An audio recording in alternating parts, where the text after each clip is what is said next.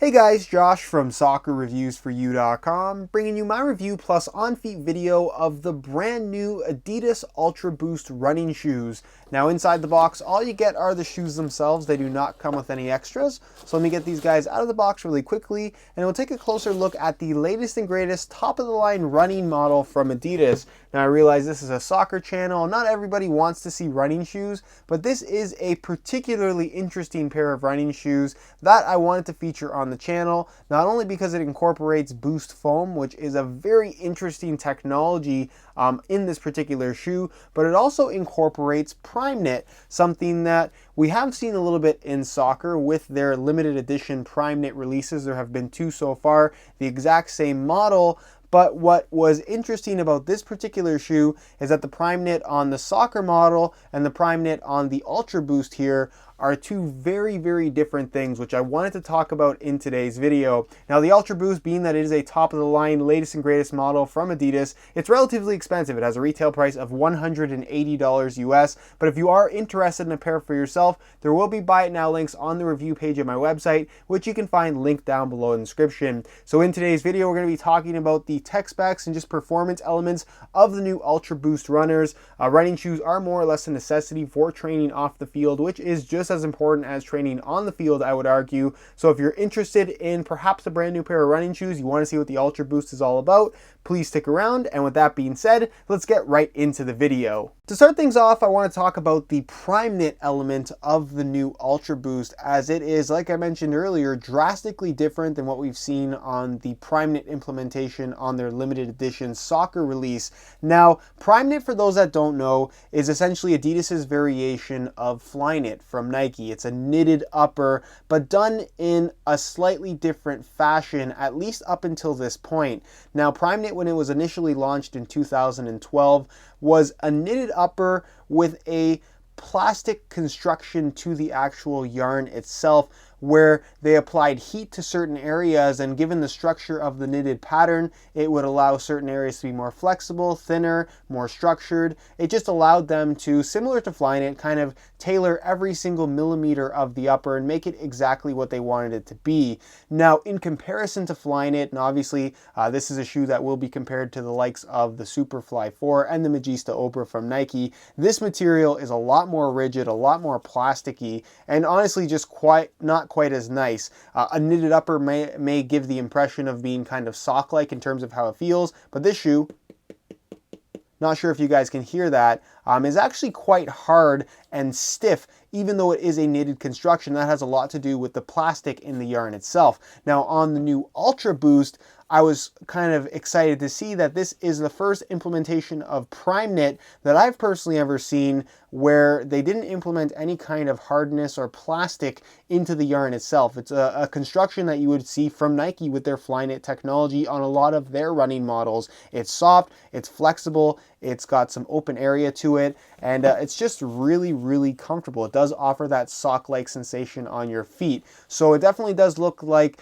Adidas is moving their Primeknit technology to something that is more along the lines of what we're seeing from Nike with their Flyknit technology, which is not necessarily a bad thing at all. Because honestly, this variation of Primeknit, while it is pretty cool, it honestly doesn't feel very good. This feels a lot better, but of course would need to be a lot different to be implemented on a soccer cleat. So as far as the upper is concerned, it is majority Primeknit. Obviously the heel area of the shoe is a little bit different. You essentially have a one-piece enclosure for your foot made from Primeknit. Like I said, it's soft, it's flexible, it's ventilated, and it really does offer that sock-like sensation when you put these on your foot. What I would have liked to have seen with this particular shoe, and especially with Primeknit technology, is some kind of support system through the midfoot, because as you can see, they made that sock-like enclosure, but instead of adding structure to the midfoot area to keep your foot locked in place, they added on these extra pieces of kind of like a soft rubbery plastic material, similar to what we've seen on several Energy Boost runners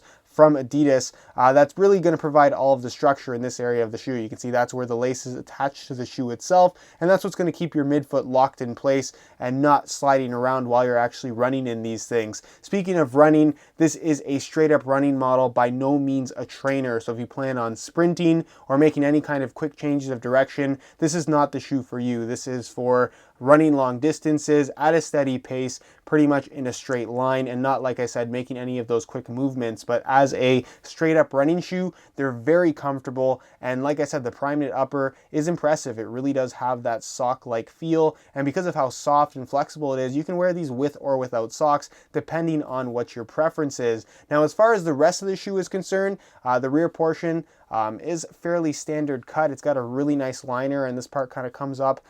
The back looks pretty high, but it's actually just a little extension piece that you can kind of grab on to put the shoes on. And it's just a nice little extra piece to cover up the rear portion of your foot. The insole, fully removable, as you guys can see. Pretty standard foam, nothing too special here. And you can see that you pretty much sit right on top of the Boost foam, which is the main reason why you would buy this particular shoe.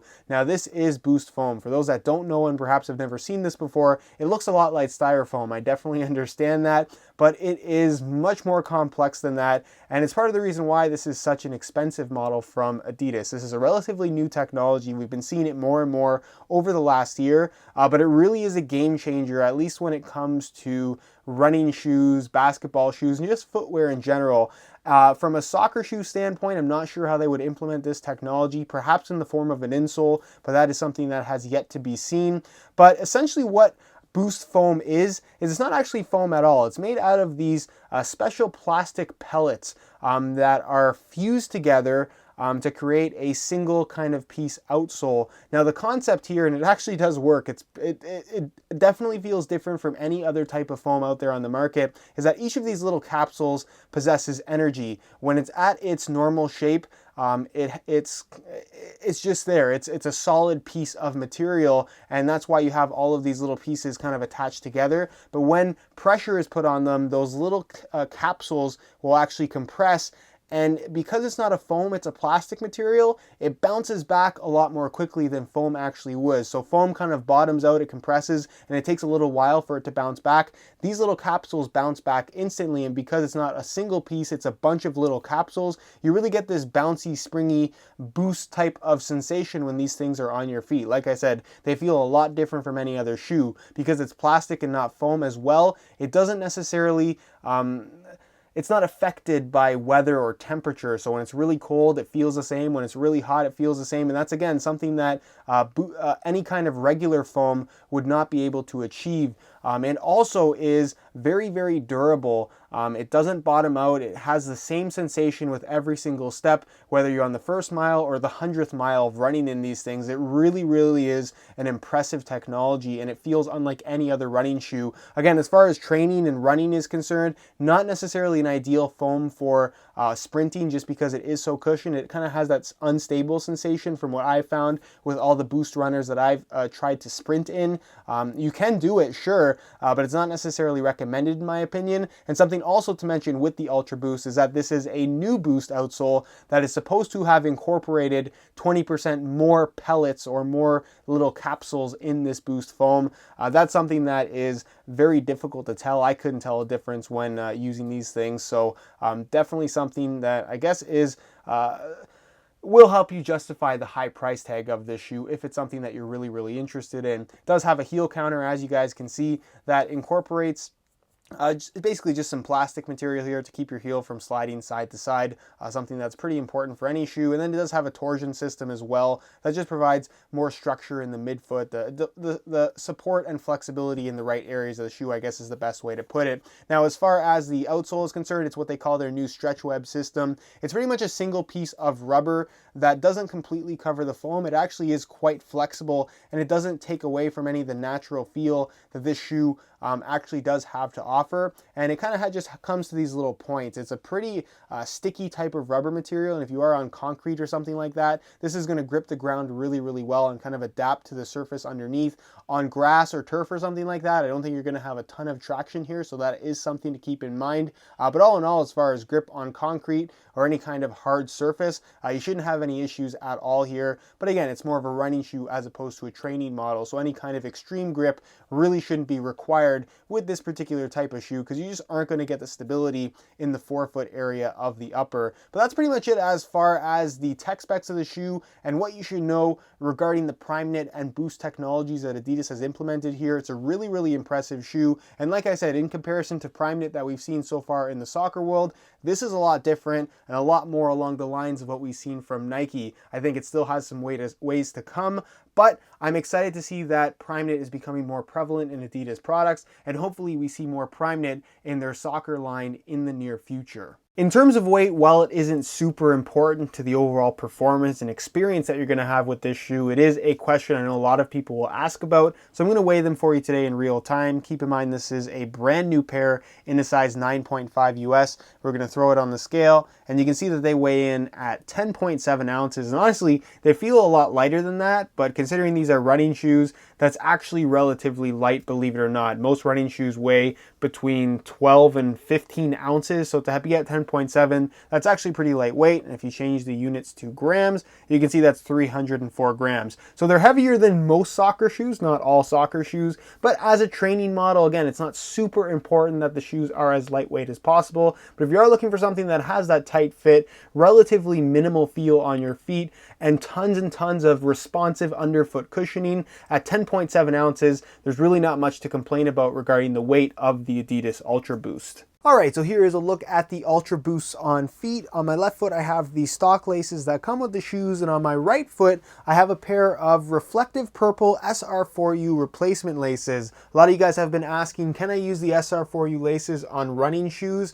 and not just soccer shoes? And the answer to that question is yes, you can, as you guys can see right here. So if you're interested in a pair of replacement laces for yourself, check out the website sr4ulaces.com. It'll be linked down below in the description of this video. Now, as far as how these things fit and feel on feet, they're just very, very comfortable. The Primeknit upper is soft, it's flexible, it really does feel sock-like. Like I mentioned, you can wear them with or without socks. I personally prefer to wear them with socks just because it cuts down on the smell. If you wear them barefoot, any running shoe really, they start to stink pretty quickly, so that's just something that you can avoid with wearing some socks. But like I said, very, very soft, very flexible, and you do get that little bit of structure from the midfoot where the 3 Adidas stripes are positioned, as you guys can see, being that it is a harder plastic material.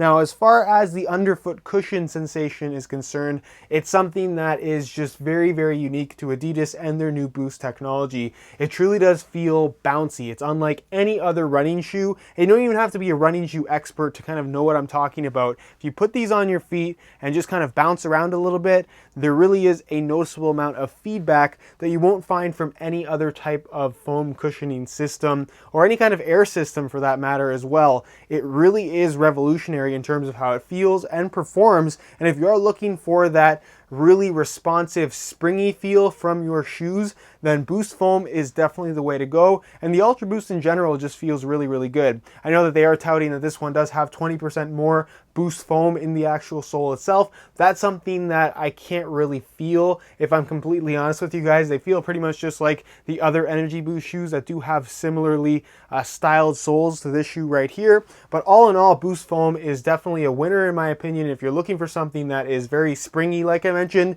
you can't go wrong with any of the Boost models, but the Ultra Boost model is probably the nicest of them all, with that Primeknit upper to go along with the Boost Foam outsole. As far as fit is concerned, these are going to fit just about everybody. The Primeknit material is extremely stretchy and flexible, and it kind of forms to the exact shape of your foot, has that sock-like feel, so even if you do have wide feet, these will fit you quite comfortably. And as far as sizing is concerned, I'm wearing a size 9.5 US, which is the same size I wear in most running shoes, so I would say that these absolutely do run true to size as well. So if you're looking to order a pair, strongly recommend going for your normal size in order to achieve the best possible fit. Alright guys, that's it for my review of the Adidas Ultra Boost. There isn't much more to say other than this is really the latest and greatest as far as tech that Adidas has to offer, all in one single shoe. You get their latest and greatest Primeknit technology that really does feel great. I'm excited to see how they're going to implement this on their soccer line, or if they ever will for that matter, in something that is bigger than a limited edition capacity. It has their latest Boost foam technology, which I'm not sure will ever kind of move into the soccer world,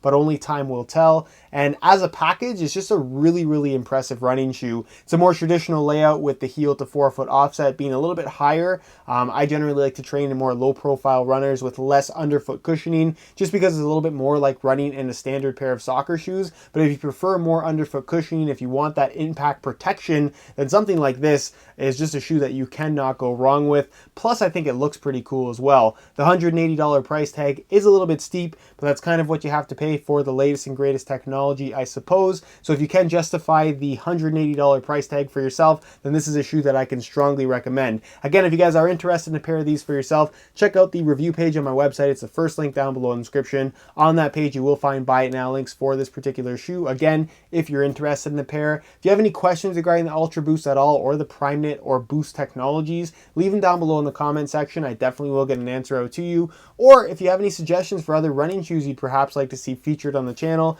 leave those suggestions down below in the comments as well, and I definitely will take a look at everything you guys have to say. If you enjoyed today's video, found it helpful and informative, be sure to support it with a like. That would be greatly appreciated. Subscribe if you haven't already for daily videos on all the latest and greatest soccer gear. You can find all my social media information down below in the description as well. And other than that, guys, hope you enjoyed today's video, and as always, thanks for watching.